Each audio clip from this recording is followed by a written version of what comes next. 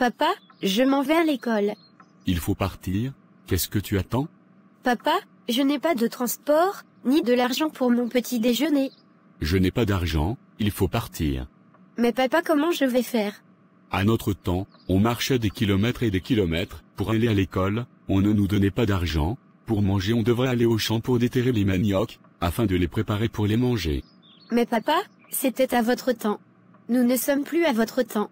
Malgré que nos parents ne nous donnaient rien, mais on les respectait et on les obéissait. Mais actuellement, on fait tout pour vous, et vous refusez de respecter vos parents. Papa, je vous respecte maman et toi. Tu nous respectes, et puis tu refuses de nous comprendre, et d'accepter ce qu'on te demande. À notre temps, les enfants ne discutaient pas avec leurs parents, ils acceptaient tout ce que leurs parents leur disaient. Mais aujourd'hui, au nom des droits des enfants, ou je ne sais quoi, nous assistons au mauvais comportement des enfants. Papa, ce que vous me demandez n'est pas normal. Je ne peux pas épouser ce vieillard de 70 ans, je peux être son arrière-petite-fille. Je me demande si réellement tu es mon enfant, parce que nous sommes diamétralement opposés. Tu imagines tous les avantages qu'on aura, si tu acceptes d'épouser Monsieur Alfred. Nous allons quitter cette vieille maison pour une grosse villa, nous aurons une voiture, de l'argent pour pouvoir investir. Papa, j'aimerais savoir dans tout ce que tu as cité, qu'est-ce que moi je gagne dedans? Parce qu'à vous entendre parler maman et toi, j'ai l'impression que vous ne visez que vos intérêts. Tu es vraiment très bête, je me demande comment tu fais pour être toujours première de ta classe. Tu ne sais pas ce que tu auras si tu épouses Monsieur Alfred. Il a l'argent, ce qui signifie que son argent sera aussi ton argent.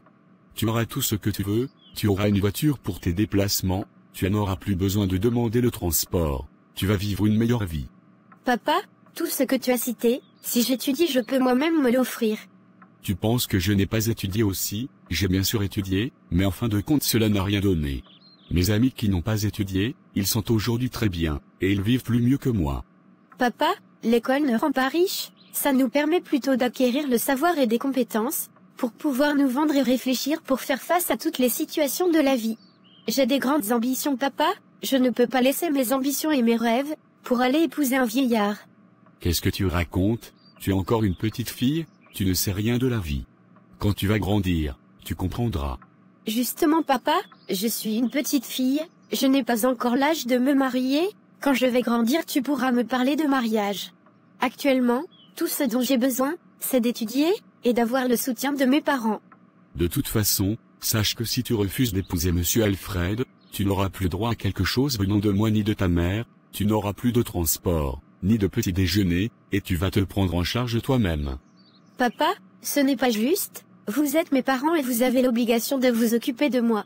J'ai fini de parler, quitte devant moi.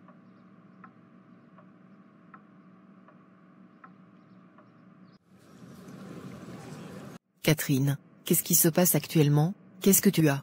Tu n'es plus assidue en classe, tu viens toujours en retard, tes notes ont beaucoup baissé. Madame, j'ai des problèmes avec mes parents actuellement.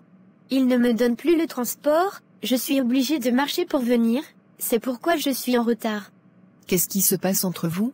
Ils veulent me donner en mariage à un vieillard de 70 ans, et je refuse donc ils ont décidé de me punir. Donc ce genre de choses continue toujours. C'est vraiment absurde, nous sommes quand même en 2022. C'est ce que j'essaie de leur faire comprendre, mais ils refusent de me comprendre.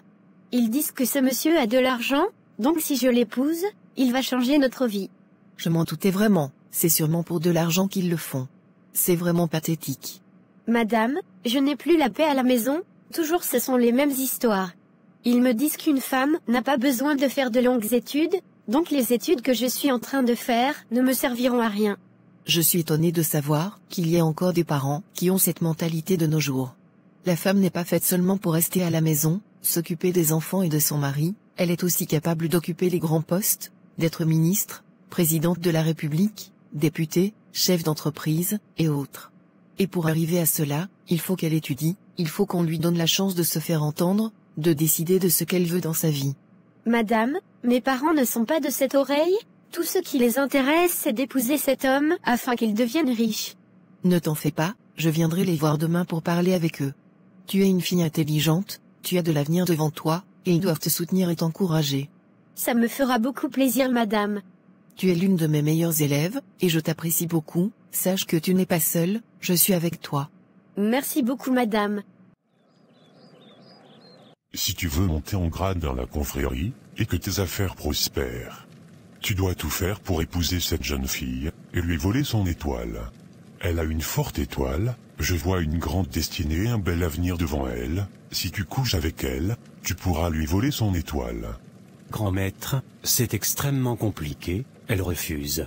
J'ai fait ce que vous m'avez dit, j'ai fait en sorte que son père a perdu son emploi.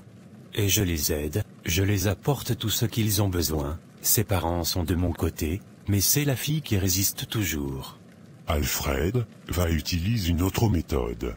Si tu veux avoir assez d'argent, et le pouvoir dans ce monde, il te faut cette fille. Utilise tous les moyens possibles pour l'avoir. J'ai compris, grand maître. Va mon fils, et utilise tous tes pouvoirs.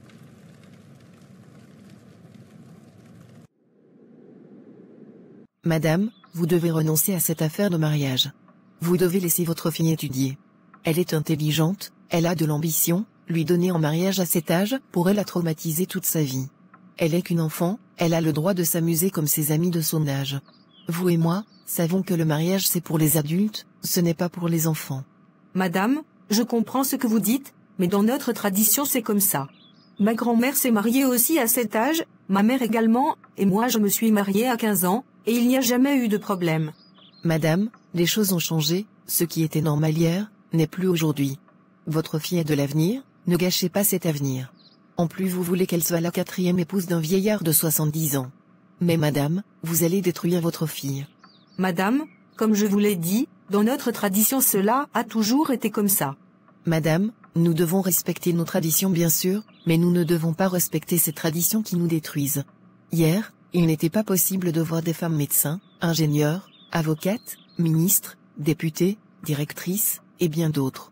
Tout ceci était réservé aux hommes, mais les choses ont évolué, et les hommes et les femmes ont aujourd'hui les mêmes chances. Sûrement, votre fille est une future ministre ou présidente de la République de ce pays, et vous voulez gâcher son avenir, pensez-y madame. Le mariage est important dans la vie d'une femme, mais ce n'est pas le bon moment pour elle. Et quel est le bon moment pour elle? Lorsqu'elle aura terminé ses études, et qu'elle serait indépendante, là elle pourra se marier. Car il est très important qu'une femme soit indépendante, avant de rentrer dans le mariage. Madame, je vous comprends, mais je ne peux pas l'accepter, elle n'est plus une petite fille. Elle doit être en mesure de soutenir la famille, et grâce à ce mariage, elle pourra le faire. Madame, vous voulez vendre votre fille à ce monsieur pour de l'argent? Vous ne connaissez même pas la personnalité de ce monsieur, ni qu'est-ce qu'il fait dans la vie pour avoir tout cet argent dont vous rêvez tant. Écoutez madame, ce monsieur est un chef d'entreprise, il embauche plusieurs personnes, il est gentil et il vient beaucoup en aide aux gens. De toute façon, c'est ma fille et je n'ai pas besoin de leçons venant de vous. Vous avez raison, c'est votre fille, mais elle a aussi des droits. Si vous vous entêtez à lui donner en mariage à ce vieillard, je porterai plainte contre vous. Madame, s'il vous plaît sortez de chez moi. Je vais m'en aller, mais sachez que si quelque chose arrive à cette fille, vous aurez de mes nouvelles.